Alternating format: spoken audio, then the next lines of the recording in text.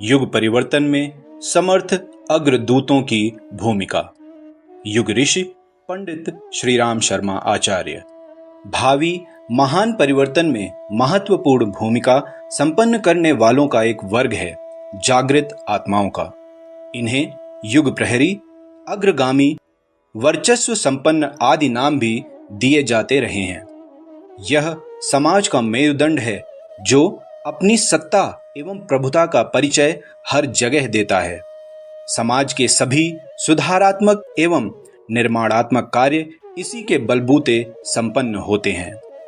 बड़े आदमी और दरिद्र दोनों ही एक प्रकार से निरर्थक गिने जाने योग्य हैं। बड़ों की तृष्णाएं इतनी बढ़ी चढ़ी होती हैं कि उन्हें अपने गोरख धंधे के बाहर कोई बात सोचने तक का अवसर नहीं मिलता। कर पाना तो बाद की बात है। संग्रह, विलास, प्रदर्शन यही इतने भारी पड़ते हैं कि उनका भार वहन करने के उपरांत और कुछ कर सकने की स्थिति में ही वे नहीं रहते। कुछ करना भी चाहें तो इर्द गिर्द घिरी हुई चांडाल चौकड़ी उन्हें अपने चंगुल से ना निकलने देने में सावधान रहती है और किसी ऐसे काम में हाथ नहीं डालने देती जिसका अंतिम परिणाम उन्हीं का पत्ता काटने के रूप में सामने आए। दरिद्रों का कहना ही क्या, वे पहले से इतना लंबा चौड़ा और कुसंस्कारी परिवार जमा कर चुके होते हैं कि जिसके लिए उदर पूर्ति तक कठिन पड़ती है। अन्न, वस्त्र तक के साधन नहीं जुट पाते। शिक्षा, चिकित्सा आदि के प्रसंग आने पर लाले पड़े रहते हैं। अतिथि सत्कार और विवाह शादियों के खर्च और भी रही बची कमर तोड़ डालते हैं। वे अपने लिए ही जिस तिस की सहायता चाहते रहते हैं। फिर आदर्शों के परिपालन में, सत्प्रवृत्तियों के परिपोषण में वे किस प्रकार क्या कर पाएं? निश्चय ही दोनों ही वर्ग समाज के लिए समान रूप से निरर्थक और भारभूत हैं। बहुत ऊंचे भी, बहुत नीचे भी। काम का समुदाय मध्यम वर्ग होता है। उसे ही थोड़ा अवकाश भी रहता है, थोड़े साधन भी बचते हैं। दीन दुनिया की ओर ध्यान दे सकना उसी के लिए संभव भी होता है। यहाँ इस मध्यम वर्ग में से उनकी चर्चा की जा रही है जिसे विचारशील, भावनाशील, लोकहित के प्रयोजनों में रुचि लेने वाला कहा जा सके। जाति वंश से कोई मतलब नहीं, सभी ऐसे नहीं होते, किंतु इतिहास का लंबा अध्ययन करने के उपरांत इसी निष्कर्ष पर पहुंचना पड़ता है कि देश, धर्म, समाज, संस्कृति की सेवा साधना में मध्यवर्ती समुदाय के लोग ही काम आए हैं और उनमें भी प्रौढ़ स्थिति को प्राप्त व्यक्ति। लड़के नई जवानी में अस्थिर रहते हैं। उनमें जोश तो होता है पर होश नहीं। अनुभव की कमी से वे महत्वपूर्ण परिवर्तन जैसे कार्यों को उतना नहीं कर पाते जितना अभीष्ट होता है। यही बात बुढ़ों के संबंध में भी है। ढलती आयु में शारीरिक, मानसिक क्षमताएं चुकने लगती हैं, तब दूसरों का सहारा तकना पड़ता है। फिर गृहस्थी के कितने ही काम लिपटे चिपटे होते हैं। आदतों के अभ्यस्त ढर्रे को बदलना उनके लिए भी कठिन पड़ता है। मध्यवर्ती समुदाय में भी मध्य आयु के व्यक्ति ही प्रायः ऐसे आदर्शवादी कार्यों में कुछ शौर्य पराक्रम दिखा पाते हैं जिनकी इन पंक्तियों में चर्चा हो रही है। हमारा विश्वास है कि यह शक्ति समुदाय समूचे संसार में फैला पड़ा है। धर्म, संप्रदायों, भाषाओं, देशों के विभाजन ने मनुष्य को एक दूसरे से बहुत हद तक अलग अवश्य कर दिया है, तो भी हम देखते हैं कि समझदारी का मादा अभी भी इस समुदाय में अधिक है और वह इस आड़े समय में कुछ कहने लायक भूमिका निभा सकता है। इस वर्ग के पास अपने निज के साधन नहीं होते तो भी वे निज की प्रतिभा द्वारा साधन संपन्नों को प्रभावित कर लेते हैं और उन्हें सहयोग देने के लिए उत्साहित, उत्तेजित करते हैं। साधन संपन्न एक तरह के छकड़े के समान है कि उनके नीचे मजबूत बैल जोत दिए जाएं तो ही उन्हें इधर से उधर ले जा सकते हैं, अन्यथा वे जहां के तहां जड़ भरत बने बैठे रहते हैं। अगले दिनों सामाजिक क्रांतियों में कई बड़ी क्रांतियां संपन्न होनी हैं। नर और नारी का भेदभाव मिटना है। श्रृंगार सज्जा ने कामुकता बढ़ाई है और नारी का अवमूल्यन हुआ है। अगले दिनों नर नारी भाई भाई की तरह और बहन बहन की तरह रहना सीखेंगे। सहयोग के 1000 क्षेत्र खुले पड़े हैं, उनमें वे एक दूसरे की भरपूर सहायता करेंगे। यौन कार्य अत्यंत जिम्मेदारियों से लदा हुआ माना जाएगा। उसमें हाथ डालने से पहले दोनों पक्षों को 100 बार विचार करना पड़ेगा कि आखिर हम क्या करने जा रहे हैं और इसका परिणाम हम दोनों को, दो परिवार वालों को, सारे समाज को कितने दिन तक, कितनी कष्ट साध्य प्रक्रिया के साथ भुगतना पड़ेगा। कामुकता का वर्तमान माहौल गैर जिम्मेदारी की चरम सीमा है।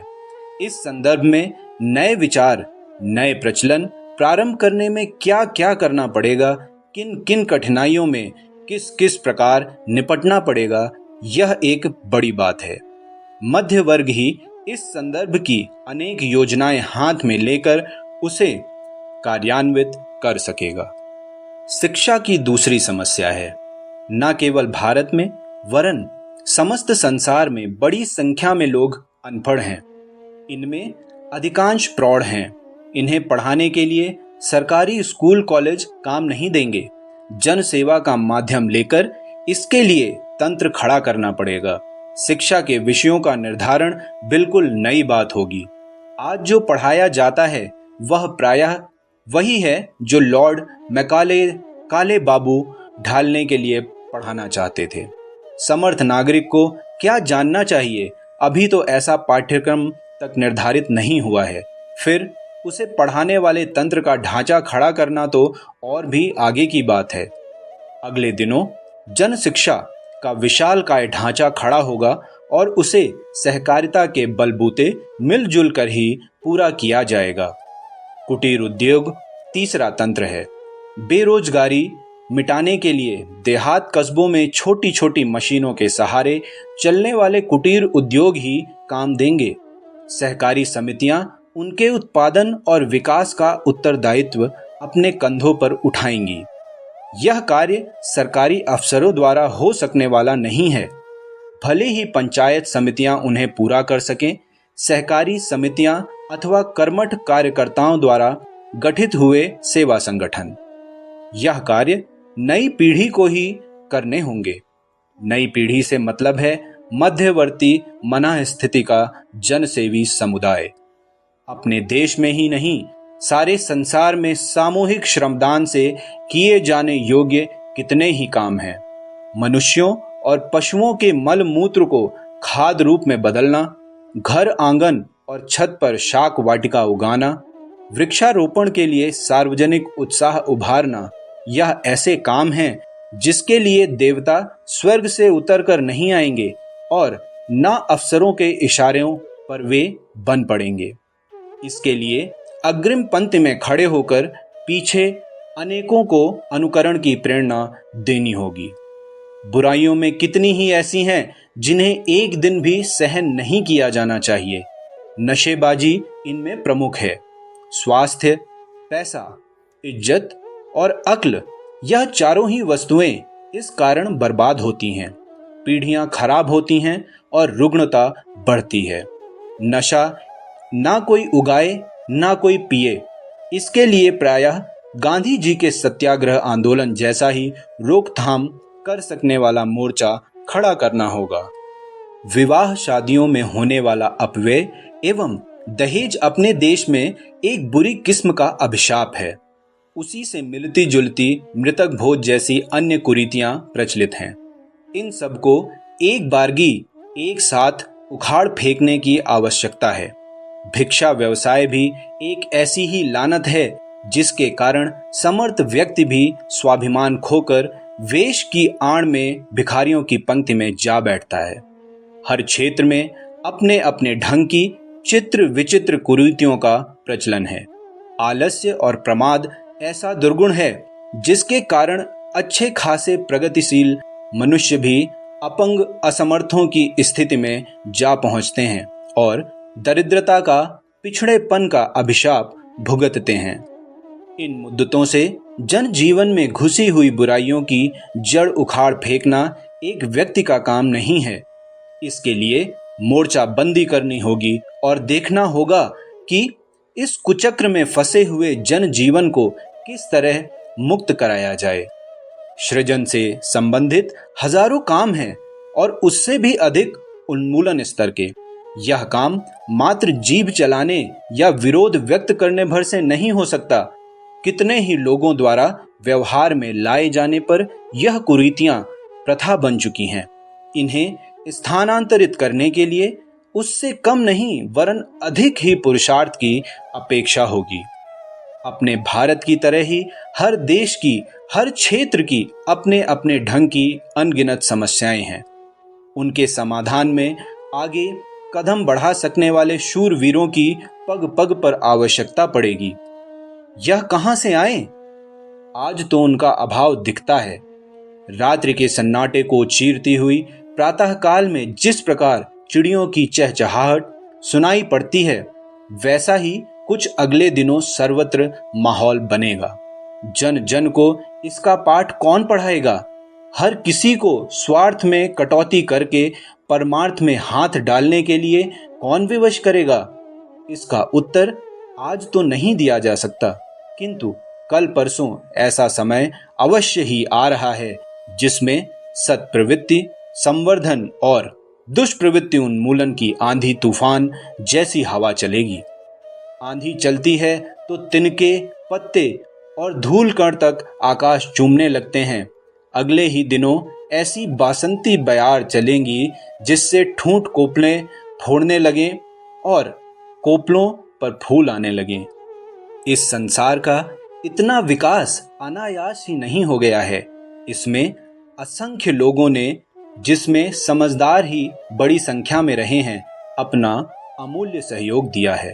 अब बचाव की बारी है तो उसके लिए भी भाव भरी जनशक्ति चाहिए। इसका उत्पादन समय समय पर अनेकों रचनात्मक आंदोलन करते रहे हैं। अब की बार फिर से परोक्ष जगत से कुछ ऐसी ही पावस आने वाली है जो सूखे धरातल को हरियाली से भर सके, प्यासी धरती को जलाशयों से लबालब कर सके। जन चेतना के इस प्राण प्रवाह में हमें भी अपने भाव भरे श्रद्धा सुमन समर्पित करने के लिए तत्पर रहना चाहिए। महान कार्यों के लिए शक्ति प्रवाह तो अदृश्य सत्ता प्रदान करती है, लेकिन पात्रता हमें स्वयं अर्जित एवं प्रदर्शित करनी होती है। स्वर्णिम अवसर उपस्थित है। आइए परमात्म चेतना से जुड़कर ईश्वरीय निर्धारणों को पूर्ण करने हेतु समर्पित हों।